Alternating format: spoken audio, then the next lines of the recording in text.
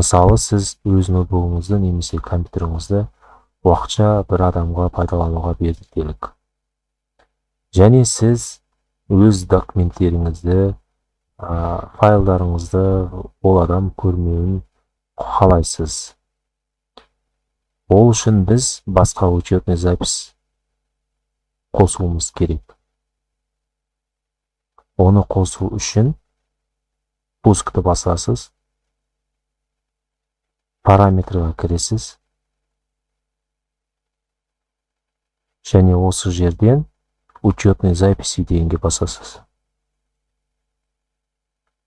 Ары қарай семья и другие пользователи дегенге кіресіз. Осы жерден мына плюске басып, яғни добавить пользователя до этого компьютерге кіресіз.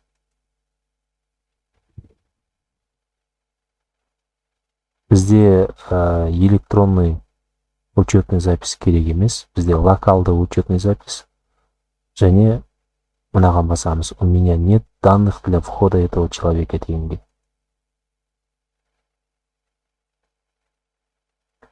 Ары қарай добавить пользователя без учетной записи Microsoft-қа басасыз. Осы жерден пайдаланатын адамның атын жазасыз, немесе жай ғана гость, яғни қонақ, ағылшынша гость деп жазсаңыз болады. Паролін қоясыз.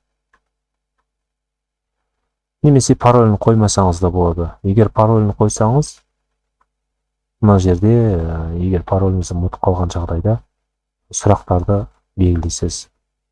Ол жерде барлығын бір деп көрсетсеңіз болады. Яғни бұл ұмытып қалмау үшін барлығын бір деп көрсетіп шықтық. Далее басамыз. Міне GUES деген учетный запись қосылды. Ары қарай бұл учетный записьті, яғни бізге бұл администратор болған керек емес, жай ғана учетный запись болу керек. Яғни басқа папкалерге кіре алмайтындай етіп жасау керек. Ол үшін изменить тип учетный записьге басамыз. Ары қарай стандартный деген тұру керек осы арада. Администратор емес, стандартный деген болады. Осыны таңдайсыз, окейге басасыз. Осымен учетный записіміз қосылды.